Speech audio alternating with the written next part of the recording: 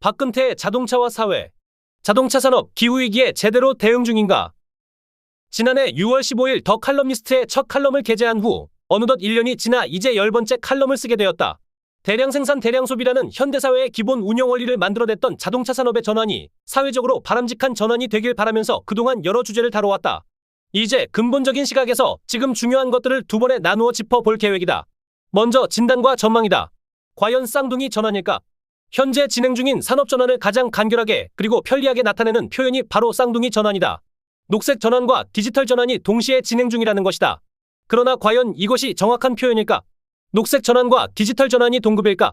녹색 전환은 인류 생존의 문제이고 디지털 전환은 성장과 편의의 문제인데 당연히 녹색 전환이 디지털 전환에 비해 훨씬 더 중요하다. 녹색 전환은 절박하지만 디지털 전환은 절박하지 않고 필연도 아니다. 그러나 불행히도 현실에서는 우선순위가 뒤집혀 있다. 안타깝게도 우리의 기대와 달리 인류의 기후위기 대응은 실패하고 있다.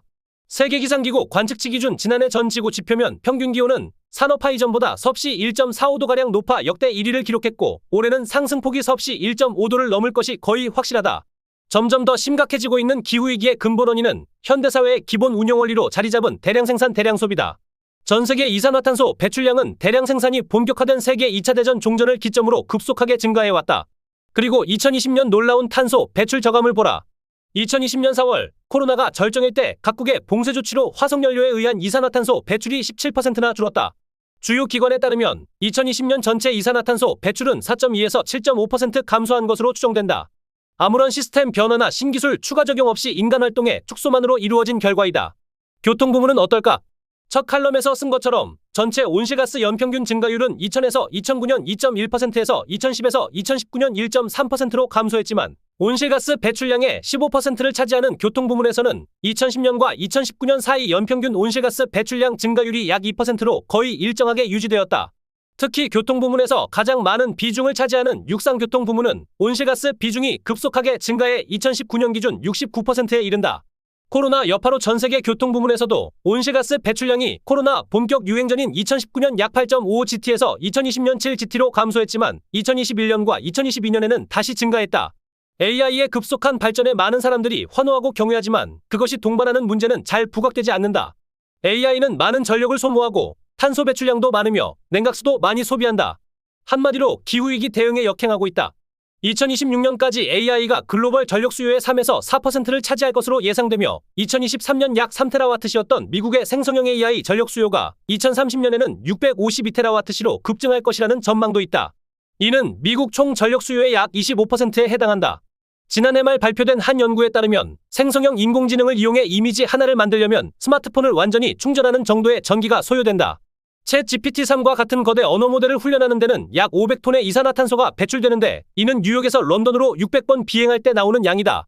또 다른 연구 논문에 의하면 챗 GPT를 한 번 사용할 때 25에서 50개의 문답이 오간다고 가정하면 냉각수 500ml가 소비되며 GPT-3을 훈련시키는 데만 미국 데이터 센터 기준으로 물 70만 리터가 소비되었을 것으로 추정되었다. 자율주행 차량은 어떨까? 자율주행 기술이 발전하면 그에 따라 AI 컴퓨터의 연산 횟수도 기하급수적으로 늘어나고 작동시키는데 더 많은 에너지가 들어 온실가스 배출량이 증가한다. 고도 자동화 단계인 레벨 4와 레벨 5의 자율주행 차량은 특히 그러하다. 이제 우리는 자율주행의 기술적 가능성만이 아니라 사회적 가치도 물어야 한다. 인류에게 자율주행차가 꼭 필요한가? 기후위기는 지구의 위기가 아니라 인류 생존의 위기일 뿐이며 자연현상이 아니라 인류의 과잉생산, 과잉소비가 만들어낸 인공현상이다. 따라서 가장 근본적인 해법은 인류의 생산과 소비를 줄이는 것이다. 생산과 소비를 줄이는 방식은 크게 두 가지이다. 하나는 풍요를 누리는 집단을 줄이는 것이며 다른 하나는 한 사람이 누리는 풍요를 줄이는 것이다. 불평등의 기반에 일부만 풍요를 누리는 방식은 당연히 바람직하지 않지만 전체 인구 규모의 자연스러운 감소는 부정적으로 볼 게 아니다. 이와 함께 1인당 풍요도 줄여가야 한다. 대량 생산 대량 소비로 삶의 수준을 높여온 현대인들이 이를 줄이는 것은 대단히 고통스럽고 쉽지 않다. 따라서 기술적 해결책이 필요하지만 기술적 해결책만으로는 부족하다. 모든 방안이 병행되어야 한다. 사안의 시급성을 고려하면 어느 하나만으로는 성공할 수 없다. 기후위기 대응을 위해서 교통수단의 전동화보다 더 중요한 것은 교통수단의 생산과 소비를 줄이는 것이다. 국내 자동차 생산과 관련해서 살펴보면 주요 국가의 자동차 산업 정책에 따라 현지 생산이 증가하고 수출이 감소할 것으로 전망된다. 미국의 IRA, EU의 핵심 원자재법, 프랑스의 전기자동차 보조금제도 개편 등 선진시장에서 현지 생산 전기자동차를 우대하는 정책을 펴고 있을 뿐 아니라 인도와 인도네시아 등 신흥국들도 자국 자동차 산업 육성 정책을 펴고 있다. 주요 국가에서 녹색 성장의 일환으로 자국의 친환경차 생산을 확대하려는 것이고, 이런 근접 생산, 근접 소비는 환경 부담을 줄이는 것이기 때문에 명분이 있어 보호무역이라고 비난할 수만은 없다. 따라서 전기자동차를 중심으로 해외 생산이 증가하고 수출은 줄어들 것으로 보인다. 한국자동차 모빌리티 산업협회에 따르면 2023년 국내 자동차 생산은 414만 대, 이 중 내수는 144만 대, 수출은 270만 대로 추정된다. 국내 생산 자동차의 3분의 2 정도가 수출되는 것이다. 따라서 다른 사정의 변화가 없다면 수출 감소로 국내 자동차 생산이 상당히 감소할 가능성이 크다. 또한 국내 자동차 판매도 줄어들 것이다. 우선 국내 인구가 감소하고 있다. 우리나라의 생산 가능 인구는 2017년 3,757만 명으로 정점을 찍은 후 이미 감소 추세가 시작된 상황이다. 통계청 장래인구 추계에 따르면 2040년까지 생산 가능 인구는 정점 대비 약 18% 감소할 것으로 예상된다. 생산 가능 인구의 감소는 노동력 공급에만 영향을 미치는 것이 아니라 소득, 따라서 소비에도 영향을 미친다.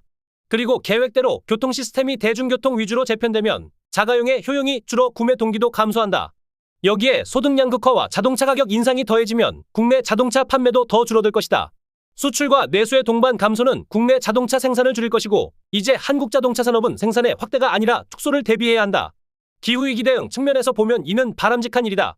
자동차 산업의 일자리는 좋은 일자리이기 때문에 자동차 산업의 일자리 변화는 사회적으로 중요한 문제이다. 자동차 산업 전환과 관련해 일자리에 영향을 미치는 요인은 크게 세 가지이다. 생산량 변화, 제품 변화, 생산기술 발전이다.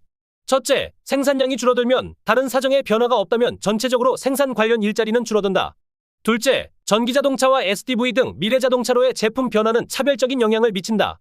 내연기관 관련 일자리는 줄어들겠지만 모터와 배터리, 소프트웨어 관련 일자리는 늘어날 것이다. 셋째, 생산기술의 발전에 따른 영향도 차별적이다. 지난 칼럼에서 살펴본 대로 기가캐스팅은 관련 차체, 부품사의 물량을 소멸시키며 테슬라의 언박스 프로세스 같은 최종 조립 방식 변경은 완성차 최종 조립에 필요한 노동력을 줄인다.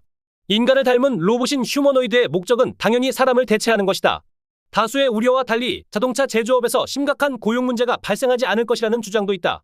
현재 자동차 제조업 인력 구조를 볼 때 10년 내 은퇴자들이 많아서 고용의 자연 감소는 2025년 8만 명, 2030년 13만 3천 명, 2035년 16만 명에 이를 것인데, 이는 전기자동차 확대와 내연기관차 축소로 인한 노동 수요의 감소보다 더 클 것으로 예상된다는 것이다. 그러나 이런 주장은 해당 기업이 계속 생존하거나 기업 간 노동력 이동이 자유로울 때만 타당하다. 해당 기업에서 인위적인 구조 조정이 발생하고 기업 간 노동력 이동이 자유롭지 않으면 전체적인 노동 수요와 노동 공급을 분석하는 것으로는 실제 현상을 정확히 파악할 수 없다. 필요 노동력 감소보다 자연 감소 인원이 많고 빠른데도 고용 대란이 우려되는 것은 기업 생존과 일자리, 즉 노동의 생존이 결합되어 있기 때문이다. 따라서 이를 분리하면 해결할 수 있다. 기본적인 분리 방안은 두 가지이다.